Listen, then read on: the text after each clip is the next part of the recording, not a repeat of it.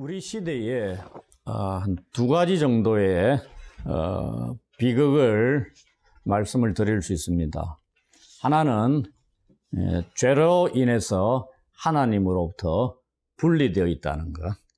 또 하나는 교회가 소금과 빛으로서의 역할을 제대로 감당하지 못함으로써 일어나는 쓸모없음. 이러한 것들이 우리 시대가 안고 있는 두 가지 비극이라고 생각할 수 있습니다. 이것은 우리의 죄를 적시 고백하고 하나님께서 우리 모두 안에서 그분의 다시 살리시는 역사를 시작하실 수 있도록 기도하는 그러한 것으로 요구하는, 이끄는 일에 영향을 미치는 요소다라고 말씀을 드릴 수 있습니다. 이것은 우리 시대뿐만이 아니고 모세가 인도할 당시 출애굽한 후에 이 광야 길을 걷는 이스라엘 백성들에게 있어서도 마찬가지였습니다. 오늘은 이 모세의 지도 아래 일어난 이스라엘 백성들의 이 큰 죄악이 무엇이고 그것이 가져온 결과들이나 후유증 그리고 그것으로부터의 회복의 길에 대해서 살펴보는 시간을 갖도록 하겠습니다. 먼저 배경이 될 수 있는 말씀이 오늘 우리가 읽은 32장 1절에서 6절까지의 내용입니다. 이 출애굽한 이스라엘 백성들이 처한 상황이 어떠한가를 이곳에서 보여주고 있습니다. 이 시내산에서 하나님께서 이스라엘 백성들과 언약을 맺었습니다. 그게 출애굽기 24장에 나오거든요. 우리가 잘 아는 출애굽기 20장에 10계명이나 이런 말씀도 주어지고요. 그리고 모세는 하나님의 말씀을 따라서 이스라엘 백성들을 가르칠 이 율법과 계명을 기록한 이 돌판을 받기 위해서 하나님의 산으로 올라갑니다. 그게 출애굽기 24장 12절부터 13절에 나옵니다. 이 하나님, 그때 하나님의 율법을 받기 위해서 모세가 시내산으로 올라갑니다. 그 위에 내려오는 것이 더딤을 보고 백성들이 반응을 보이는 게 오늘 본문입니다. 이 더디다는 이 용어가 어떤 뉘앙스를 띠냐면은 이 원래의 의미가 실망스럽다, 수치스럽다 이런 뜻도 있답니다. 그래서 모세가 산에서 내려오는 게 더디다는 게 뭐냐면은 이스라엘 백성들에게 어떤 반응을 일으켰냐면은 그 일이 실망스럽고 수치스러운 감정을 불러일으켰다. 뭐 이렇게 볼 수 있다는 얘기입니다. 그러니 이런 반응을 할 수 있다 얘기죠. 그들이 아론에게 얘기합니다. 모세가 부재할 때 대표자가 누굽니까? 아론입니다.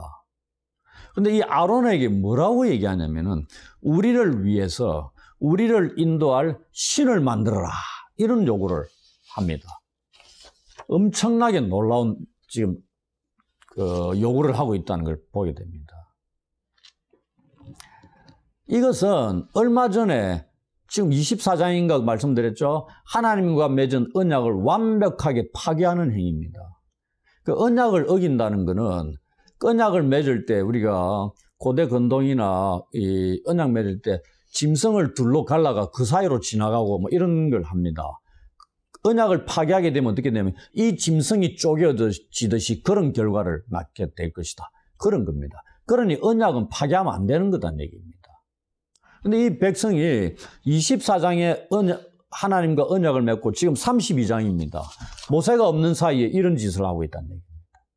너무나 급속도로 빠르게 하나님을 떠나고 있는 겁니다. 언약을 파괴하고 있다는 걸 볼 수 있습니다.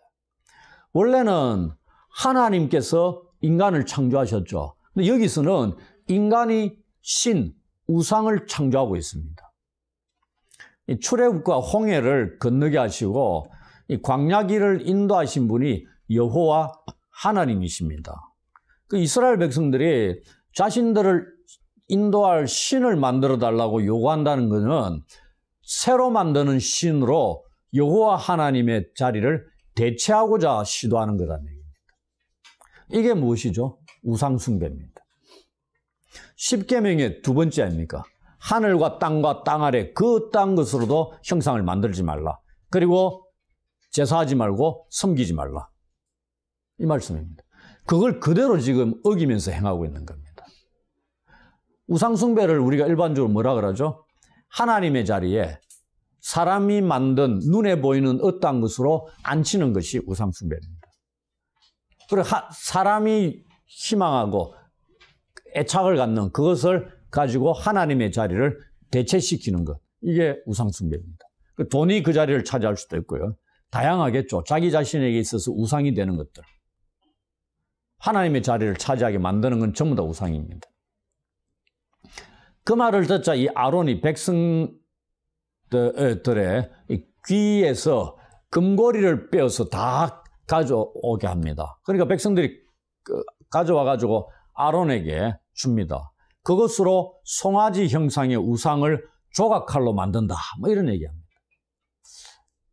이 귀 금고리 같은 게 왜 이걸 가지고 와가지고 만드느냐. 뭐 이렇게 생각하실 수 있는데, 그 당시에 우리가 창세기 35장 4절 같은 데 보면은 이 귀고리가 이방인들, 이교도인들의 제의적인 제사 지내는데, 자기 신들에게 제사 지내는데 이 중요한 역할을 했던 게 귀고리입니다. 금고리. 그 재료가 됐을 수도 있고요. 그렇다는 얘기입니다. 이걸 송아지 형상의 우상을 만들었다. 이래 돼 있죠. 왜 하필이면 송아지 형상이냐? 그 당시 이방인들 중에 이 송아지 형상의 우상이 굉장히 많았답니다. 그걸 떠났어도 이게 송아지 형상이 뭐냐면은 이집트의 황소의 신 아피스를 본다는 겁니다. 아피스가 이집트인들이 숭배했던 황소의 신입니다. 자기들이 430년간 종살이하면서 얼마나 많이 보았겠습니까? 그걸 만드는 겁니다. 그런데 이 사람들이 가져온 걸 귀고리를 가지고 뭐 녹여서 뭐 조각칼로 뭐 어떻게 뭐 굳혀가지고 만들든지 뭐 틀에 넣어가 했든지. 근데 이게 사이즈가 크기는 그래 크지 않습니다. 한 20-30cm 정도 될까요? 금을 뭐 어마어마하게 들고 왔겠습니까? 귀고리입니다. 귀고리. 그거거든요. 그러면서 이스라엘 백성이 아론이 만든 이 송아지 형상을 보면서 뭐라고 얘기하냐면은, 이스라엘아, 이는 너희를 애굽 땅에서 인도하여 낸 너희의 신이로다고 얘기합니다. 그러면서 큰 소리로 외치면서 제사 드릴 때 이방인들이 막 고함 지르듯이 하는 그런 것으로 이 말을 백성들이 외치고 있다, 이 말입니다. 하나님께 드렸던 그러한 것을 이제는 이 우상에게 제단을 쌓고 번제와 화목제를 드리는 이 일을 하는 겁니다. 이 황금 송아지, 이것은 인간의 욕망이 빚어낸 우상입니다. 그 당시에 이 황금 송아지들이 그 유물로 이 발굴이 돼 있는데, 크기가 이 청동 송아지 정도, 이게 한 20cm 정도의 크기였답니다. 그러니 이 금을 뭐 귀고리를 가져와가 만들었기 때문에 크기는 뭐 그래 크지 않았을 것이다. 그리고 나중에 이 성령의 감동하에 백성들이 가져온 이 금붙이 모은 금이 1톤가량이었다. 이래 되어 있습니다. 그 1톤가량으로 가로 세로 높이가 한 37cm 정도의 양의 것을 만들었다고 뒤에 우리가 성경에 보면 나옵니다. 그러니 1톤을 모아도 이 정도밖에 안 되는데 뭐 크기가 크겠습니까? 그래 크지는 않았을 것이라고 생각을 할 수 있습니다. 그러면서 아론은 이 우상을 만들고 뭐라고 얘기하냐면, 다음 날이 여호와의 절일이다 하고 선언을 해버립니다. 골 때리는 사람이죠. 하나님으로부터 부름받아가지고 지도자로 세운 자가 이렇게 우상을 세워놓고 내일이 하나님 예배하는 절일이다, 이렇게 그냥 선언을 해버리는 겁니다. 이게 얼마나 잘못된 거냐면은, 이 아론이 하나님과 이스라엘 백성들 사이에서 지도자 역할, 모세와 더불어서 돕는 자 역할을 하는 자인데, 지금 무슨 짓을 하고 있냐면은, 내일이 여호와의 절일이다. 절일이 맞아요? 아니죠, 당연히. 그러니까 스스로 율법의 창안자 역할을 자처하고 나선 겁니다. 그리고 송아지 형상을 이 여호와로 칭하고 있는 겁니다. 그러니 여호와의 이름을 모독하는 행위를 하고 있는 겁니다. 그리고 제단도 불법적으로 쌓고 있잖아요. 신성한 공간을 더럽히고 있는 겁니다.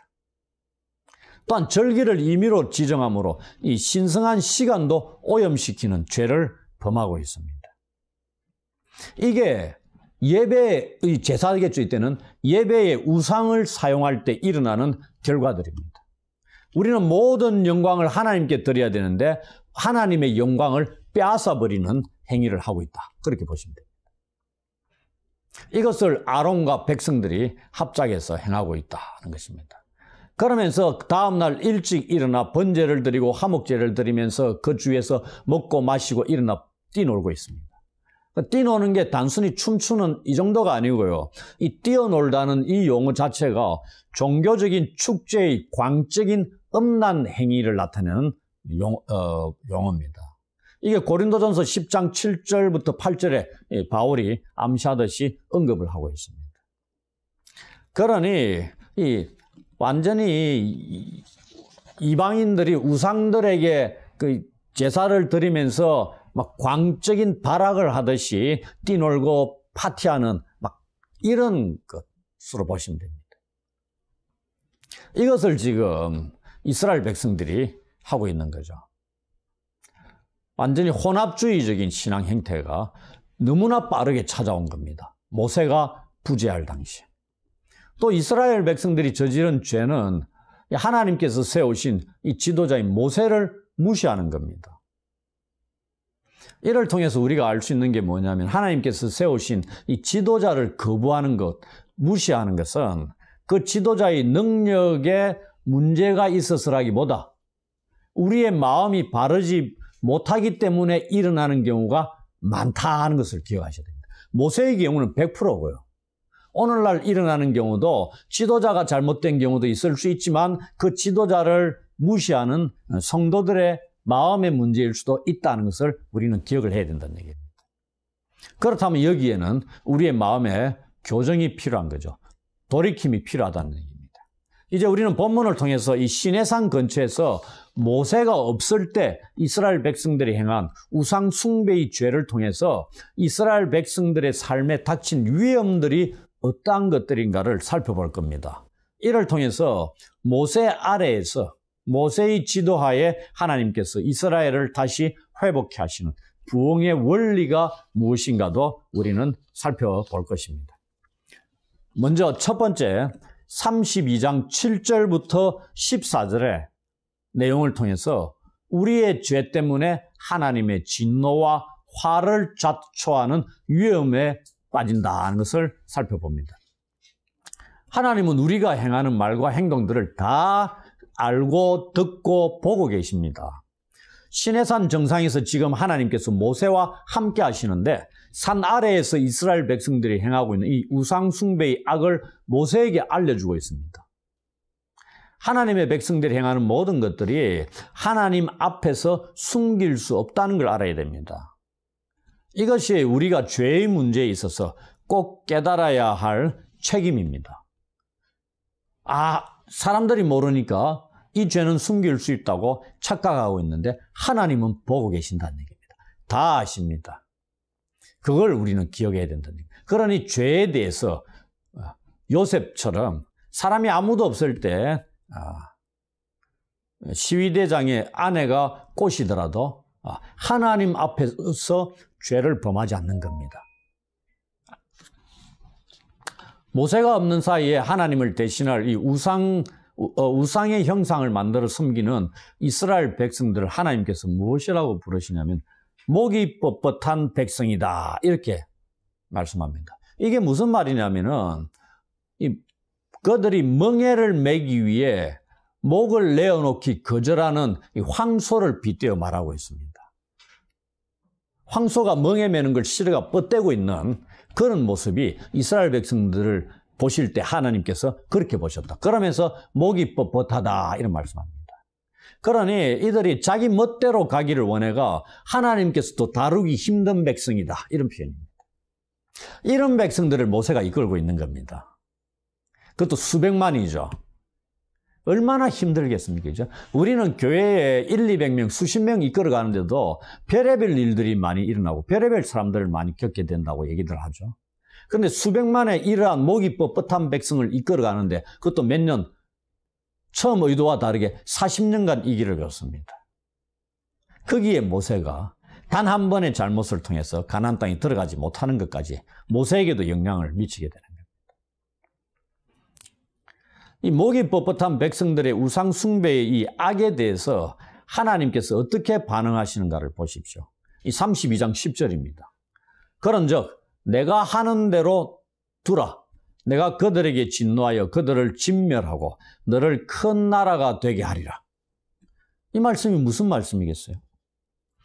모세에게 하시는 말씀입니다. 이 백성들을 위해서 나에게 아무런 간청도 하지 말라는 명령처럼 보입니다. 이것은 아브라함의 언약에서 약속하신 것, 창세기 12장 2절부터 나오죠. 그 언약을 하나님께서 파기하고 그 언약의 계승자를 모세 너로 새로이 바꾸겠다. 이런 선언으로 볼 수 있는 겁니다. 그러나 사실은 기도의 힘의 효과, 기도의 힘과 효과가 얼마나 큰가에 대한 증거이기도 합니다. 간청하지 말라는 얘기는 뭡니까? 간청을 하게 되면 변화가 일어날 수 있는 걸 하나님이 아시죠? 그러니 간청하지 말라는 겁니다.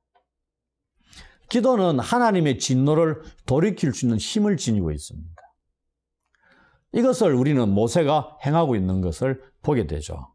이 모세의 중보기도라는 게 11절부터 13절에 걸쳐 하나님께 드려지고 있습니다. 하나님께서 이 80년 동안 준비시키신 인물이 모세입니다. 그 모세가 이 죄인들, 이스라엘 백성들, 우상 숭배한 죄인들의 편에 서서 중재자가 되어 하나님께 기도하고 있는 겁니다. 그래서 이 하나님의 이 말씀은 우상 숭배하고 그 죄를 지은 이스라엘을 벌 주시려는 이 거룩하신 손길을 멈추게 하는 무엇이 있음을 우리한테 암시하고 있는 말씀입니다. 그게 지금 모세를 통해서 보여지고 있는 거죠. 달리 말하면 이 여호와 하나님의 말씀이 뭐냐면 만일 네가 그들을 위해 나에게 중재한다면 나의 손들이 묶여서 나는 마땅히 행해야 할 복수를 실행할 수 없게 된다고 하는 그런 말씀일 수 있습니다. 놀라운 기도의 힘입니다. 그러면은 하나님 말씀에 대해서 모세의 기도의 내용이 뭐냐? 세 가지를 기도하고 있습니다. 첫 번째, 그 큰 하나님의 권능과 강한 손으로 인도하여 내신 이스라엘 백성들을 멸하지 마십시오 하는 겁니다. 두 번째, 애굽 사람들이 뭐라고 하시겠습니까? 여호와께서 자기 백성들을 산에서 죽이는 걸 보고 욕할 겁니다. 기뻐하지 않을 겁니다. 그러한 일을 하지 못하게 하십시오. 그 얘기입니다. 세 번째, 족장들 아브라함, 이삭, 야곱, 이스라엘에게 약속하신 그 언약을 기억해 주십시오라는 겁니다. 이러한 세 가지 모세의 궁극적인 기도의 목적이 뭐겠습니까? 바로 하나님의 영광을 위한 겁니다. 하나님의 이름이 더럽혀지는 것을 막고자 하는 겁니다. 이스라엘 백성을 위한 것이지만 궁극적으로 하나님의 영광을 위한 것이다 이 얘기입니다.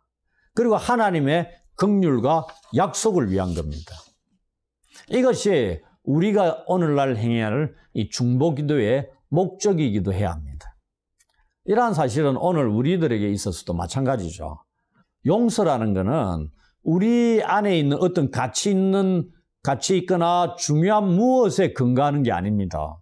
우리의 죄들이 변명을 될 수 있는 어떤 근거들을 찾았다고 그걸 제시해가지고 용서받을 수 있는 게 아니다 이 말입니다. 오직 그리스도 안에서 우리의 참 중보자 대신 그리스도 안에서 우리를 위한 이 하나님의 온전한 계획과 하나님의 긍휼하심과 신실하심에 근거해야만 한다는 것을 보여주고 있습니다. 두 번째, 죄의 후유증 결과들이 죄의 결과로 나오는 위험이 뭐냐면 32장 30절에서 35절에 걸쳐서 나오는 겁니다. 이스라엘 백성들의 이 우상 숭배의 결과 하나님께서는 모세를 통해서 이 레위 자손들을 부르시고 칼로 이 반역을 선동했던 자들을 모두 죽이라고 명령을 합니다. 그게 32장 27절에 나옵니다. 그 결과 백성들 중에 3,000명에 이르는 사람들이 죽임을 당합니다. 이튿날 모세가 백성들에게 너희들이 행한 일이 하나님 앞에서 큰 죄임을 깨닫게 하고 있습니다. 죽임을 면하고 살아남은 자들이 어떻게 생각했습니까? 아, 이제 살아남았구나. 우리의 죄가 다 용서받았겠구나. 이렇게 생각하고 안도의 한숨을 쉬지 않겠습니까? 그런데 모세가 뭐라고 말씀하냐면 너희 살아남은 자들이 너희들의 죄가 덜 심각하다고 생각해서는 안 된다 이 말입니다. 살아남은 자들 대신 3,000명이 죽었기 때문에 살아남은 자들 너희들은 하나님으로부터 용서받았다고 안도하고 있었을 수 있는데 잘못이다 이 얘기입니다. 죄를 지은 자들에게 임하는 하나님의 용서는 하나님께서 자유롭게 행하시고 항상 유효합니다. 하지만 우리는 그것을 하나님의 용서를 하찮은 것으로 쉽게 일어날 수 있는 것으로 여기면 안 됩니다. 값싸게 할 수 있는 것도 아니다는 얘기입니다. 살아계신 하나님의 이 명령 그리고 그분의 인격에 이 대항하고 있는 이 우리의 죄의 심각성에 대해서 대충 일부 누군가가 당했기 때문에 나는 안도할 수 있고 편안해진다 이런 것에 사용해서는 안 된다는 걸 기억해야 한다는 말씀입니다. 하나님의 용서를 악용하면 안 된다는 얘기죠. 이 죄 용서에 대해서 잘못 생각하고 있는 것은 어떠한 결과까지 낳게 되냐면 하나님으로부터 주어지는 참된 죄의 용서와 회복의 길을 막아버리는 겁니다. 그러니 바르게 용서를 받아야 된다 이 말입니다.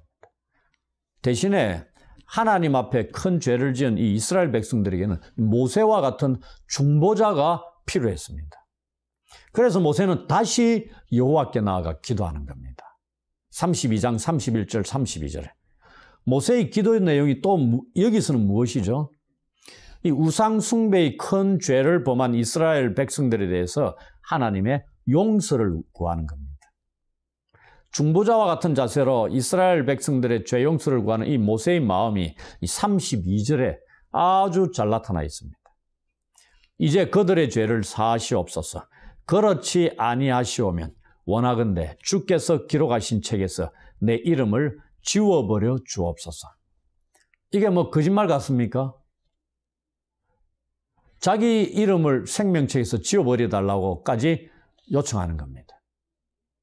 이것이야말로 진정으로 자기 백성들의 죄 용서를 구하는 기도자의 바른 자세라고 할 수 있습니다. 이것은 자기 형제 유대인들의 구원을 위해서 기도하고 있는 이 사도 바울의 간절한 바람을 나타내고 있는 로마서 9장 3절의 말씀과 아주 비슷합니다.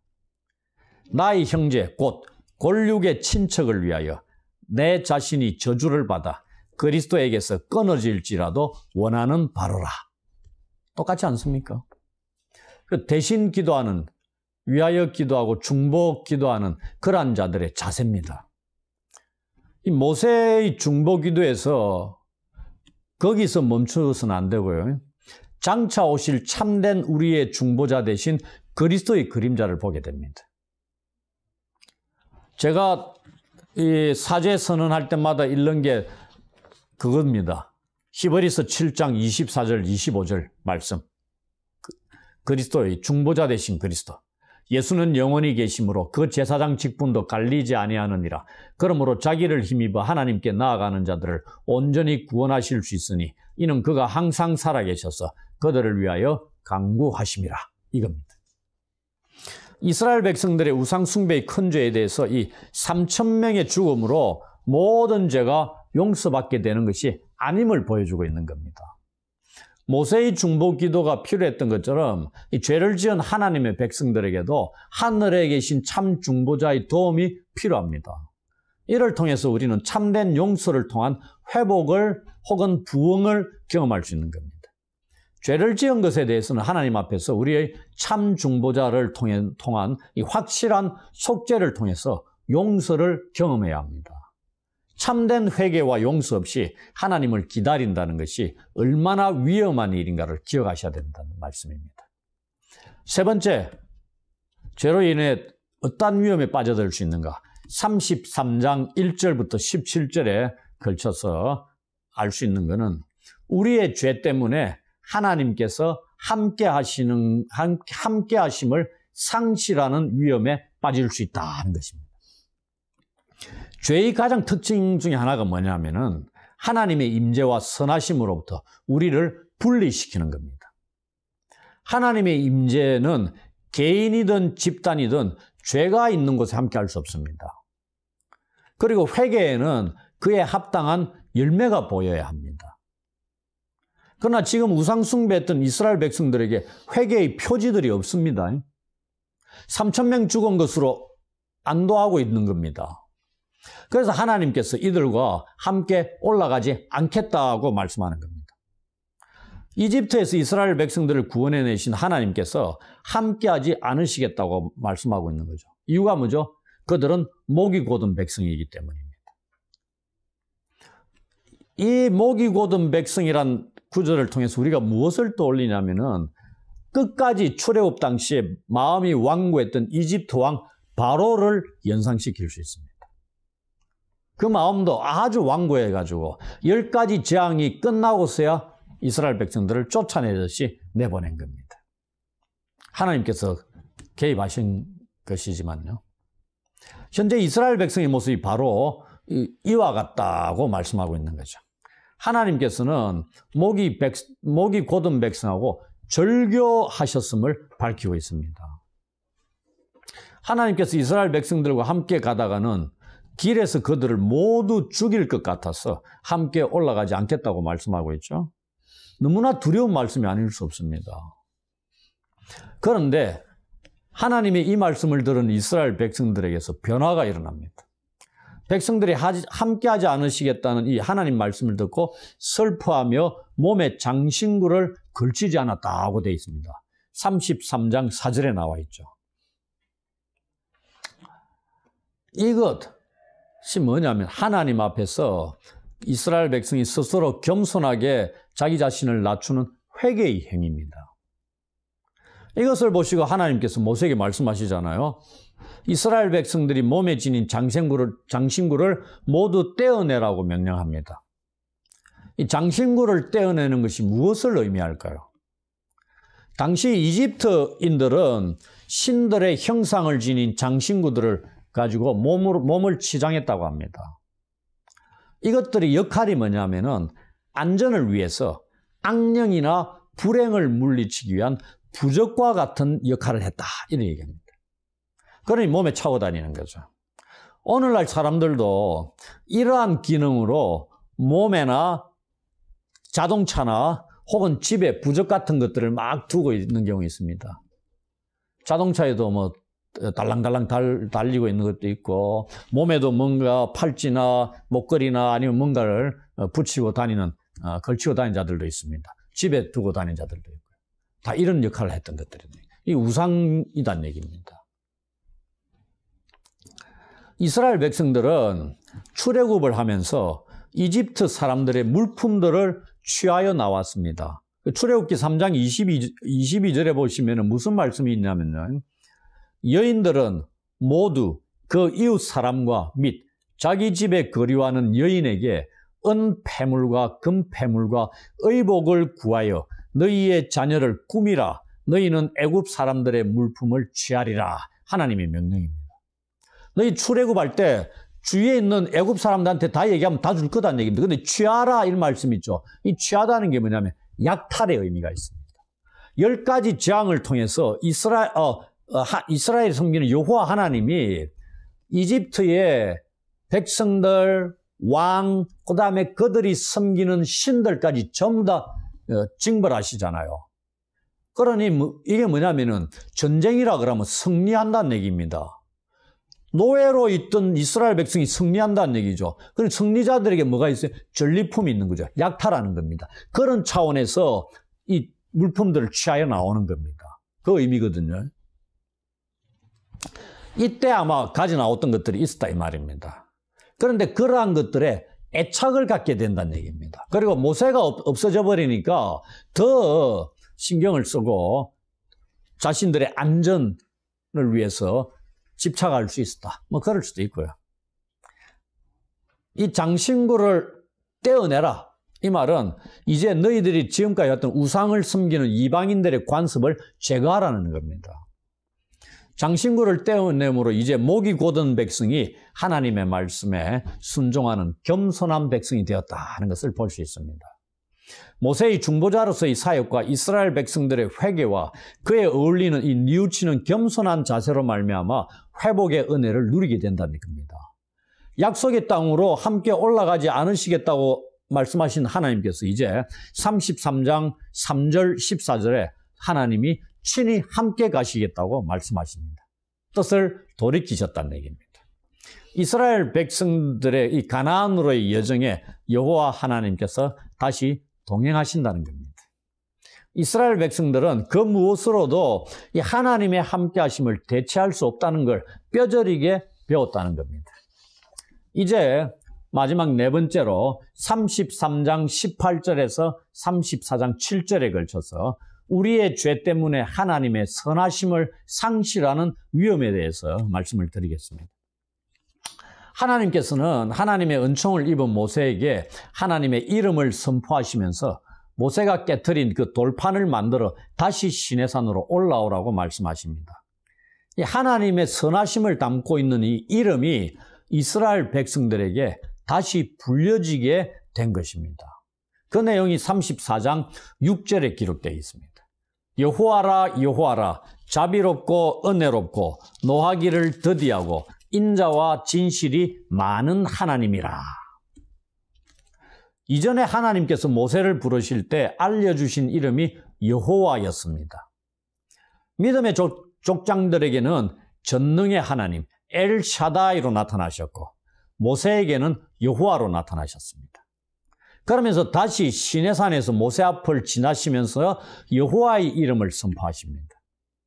그리고 그 이름에 담긴 속성들 5가지를 모세에게 알려주고 있습니다. 이 5가지가 여호와란 이름에 담겨 있는 하나님의 선하신 속성들입니다. 죄가 이러한 하나님의 선하심을 빼앗아가는 위험에 빠뜨린다는 겁니다. 첫 번째, 자비 또는 긍휼입니다.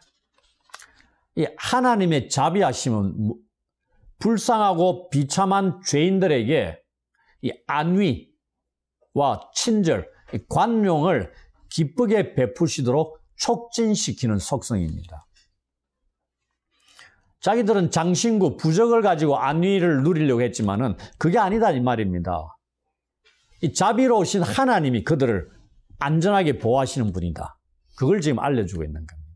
두 번째, 하나님의 은혜로움입니다. 이 하나님의 이 속성은 자기 백성들이 자비를 혹은 도움이나 죄 용서를 간청하는 것에 대해서 호의적으로 반응하는 것과 관련이 있는 속성입니다. 이 속성에 의해서 죄인들을 용서하시고 화해의 은혜를 하나님께서 주시는 겁니다. 세 번째, 노하기를 더디하심입니다.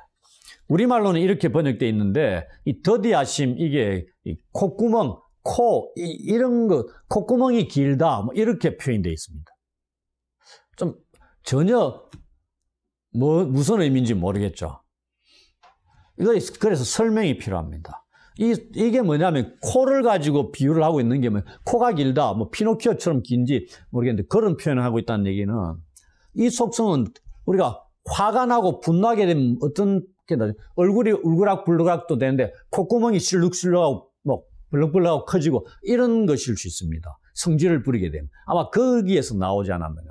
그러니 이 속성은 욱하고 성질을 내거나 쉽게 분노하는 것과 반대의 의미를 갖는다는 얘기입니다. 그게 더디한다는 거니까요. 그래서 하나님이 지금 이름이 모욕당하고 있고 하나님의 하나님 되심이 우상 숭배를 통해서 모욕당하고 있잖아요.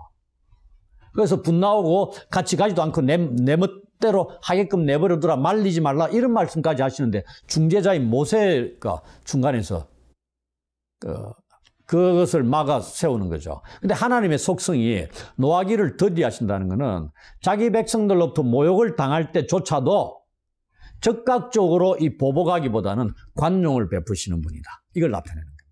우리가 이 자리에 살아있는 것도 바로 이 하나님의 이 속성 때문일 수 있죠. 그리고 넷째와 다섯째를 연결해서 봅니다. 인자와 진실이 많으신 분이다. 인자는 제가 다윗 이야기할 때 여러 번 말씀드렸습니다. 그 히브리어로 헤세드입니다. 아주 많이 나오는 거죠. 언약에 충실하신 하나님의 사랑. 이게 신약 성경에는 뭘로 되어 있냐면 카리스, 은혜로 되어 있습니다. 이 비슷한 의미입니다. 이게 뭐냐면 분에 넘치고도 자유롭게 주어지는 자비를 가리킵니다. 또 하나 진실. 이 진실성이 뭐냐면은 참되다, 진실하다는 것은 하나님의 백성들이 도움이 필요할 때 하나님께 도움을 간구할 거잖아요.